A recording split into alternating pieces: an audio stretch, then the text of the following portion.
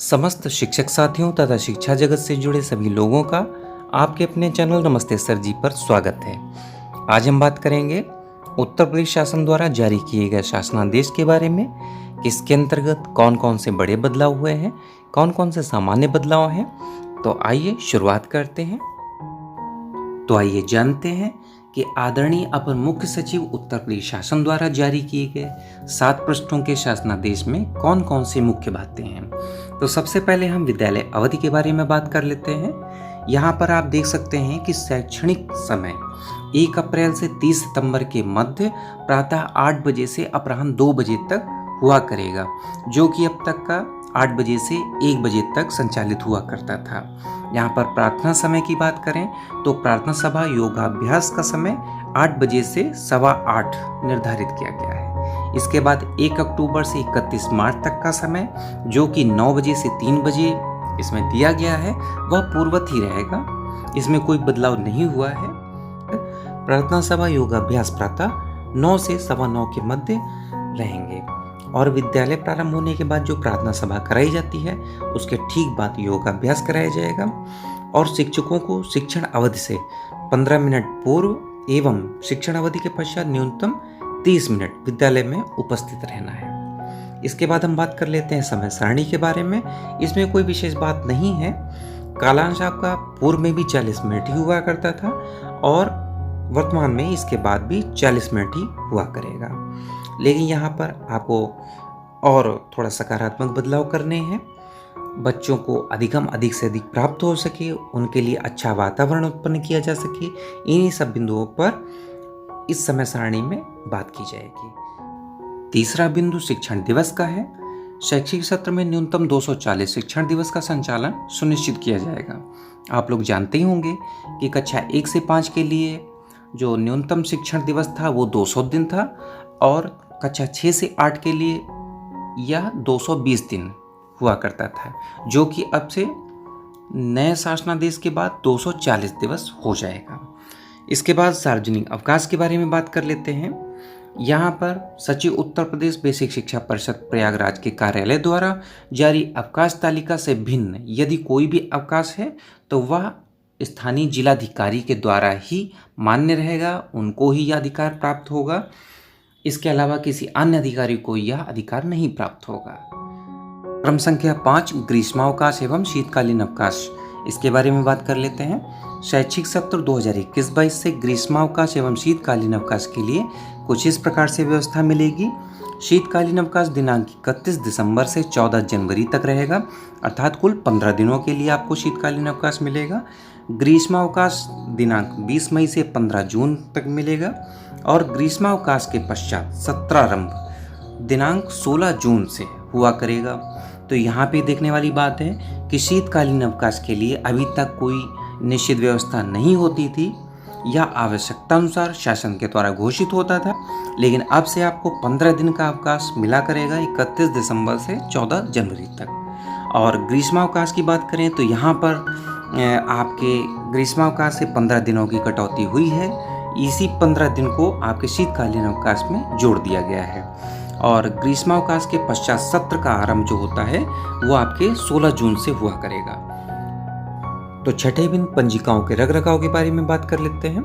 आप लोग जानते होंगे कि विद्यालयों में 40 से अधिक पंजिकाएं उपयोग में लाई जा रही हैं। तो अब से इस शासनादेश के बाद इन 40 पंजिकाओं का संशोधन हो जाएगा, इनका संविलियन हो जाएगा और इनकी संख्या घटकर मात्र 14 रह जाएगी। ये कौन कौन सी पंजिकाएं रहेंगी इनको हम जान लेते हैं। क्रम संख्या 1 शिक्षक डायरी, उसके बाद उपस्थिति पंजिका, प्रवेश पंजिका, कक्षावार छात्र उपस्थित पंजिका, एमडीएम पंजिका, समेकित निःशुल्क सामग्री वितरण पंजिका, स्टॉक पंजिका, आय व्ययक पंजिका, चेक इश्यू पंजिका, बजटवार बैठक पंजिका, निरीक्षण पंजिका, पत्र व्यवहार पंजिका, बाल गणना पंजिका तथा पुस्तकालय एवं खेलकूद पंजिका। यहाँ पर आप देख सकते हैं कि नंबर 2 पे हम कुछ बात कर लेते हैं। उपस्थित क्रम संख्या 2 उपस्थित पंजिका। इसके आगे आप देख सकते हैं अध्यापक, शिक्षा मित्र, अन्वेषक एवं रसोइयों की उपस्थिति हेतु एक समेकित पंजिका। अभी तक आप देखते आए हैं कि विद्यालयों में इन सभी के लिए अलग अलग पंजिका की व्यवस्था होती है उपस्थिति के लिए, लेकिन अगले सत्र से आपको इसके लिए एक समेकित पंजिका की व्यवस्था मिलेगी जहां पर सभी की उपस्थिति दर्ज हो सकेगी। इसके आगे इसी क्रम में क्रम संख्या 6 की बात कर लेते हैं, समेकित निशुल्क सामग्री वितरण पंजिका। इसके आगे आप देखिए निशुल्क पाठ्यपुस्तक विवरण, निशुल्क ड्रेस वितरण, निशुल्क बैग वितरण, निशुल्क जूता मोजा वितरण, निशुल्क स्वेटर वितरण आदि सामग्रियों के वितरण हेतु एक समेकित पंजिका। इसको भी आप जानते हैं कि इन सभी के लिए अलग अलग पृथक पृथक पंजिका की व्यवस्था अब तक होती रही है, लेकिन आपको अगले सत्र से इन सभी के लिए एक समेकित पंजिका की व्यवस्था मिलेगी। 7वां बिंदु है विद्यालय अवधि में शिक्षक क्या करें। तो इसके अंतर्गत दीक्षा प्लेटफॉर्म का उपयोग करते हुए आगामी शिक्षण दिवस की तैयारी शिक्षकों को किस प्रकार से करनी है और इसके साथ में टीचिंग प्लान बनाते हुए प्रभावी कक्षा शिक्षण को किस प्रकार से सुनिश्चित किया जाए, इन सब बातों पर बात की गई है। और साथ ही शिक्षकों को शिक्षक डायरी का प्रयोग करना है, बच्चों को नैतिक शिक्षा के बारे में बताना है, योग, मानसिक स्वास्थ्य, अभिप्रेरण आदि के बारे में चर्चा करनी है और लर्निंग आउटकम को निश्चित करना है। इसके बाद आप देखेंगे यहाँ पर मध्यावकाश के बारे में भी दिया गया है।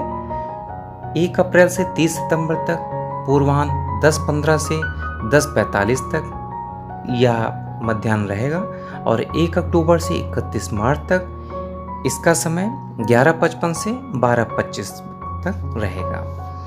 ठीक है, और भी अनेक बिंदु इसमें दे रखे हैं। इसके बाद 8वां बिंदु आप देखेंगे शिक्षण अवधि में शिक्षक क्या ना करें।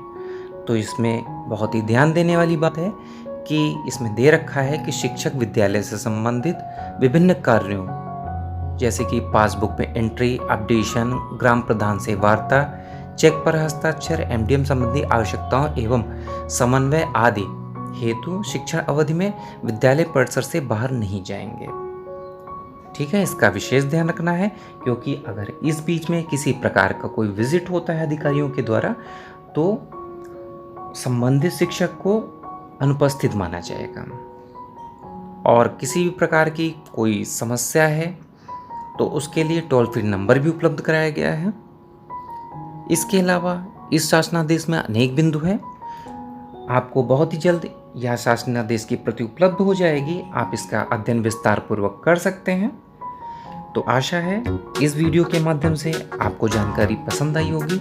अगर आपको यह जानकारी पसंद आई है तो वीडियो को लाइक करें, वीडियो को शेयर कर सकते हैं अपने साथियों के साथ ताकि उनको भी इस उपयोगी जानकारी का लाभ मिल सके। और साथ ही आपके अपने चैनल नमस्ते सर जी को सब्सक्राइब करना ना भूलें। तो मिलते हैं नई वीडियो के साथ, एक नई जानकारी के साथ। वीडियो देखने के लिए आपका धन्यवाद।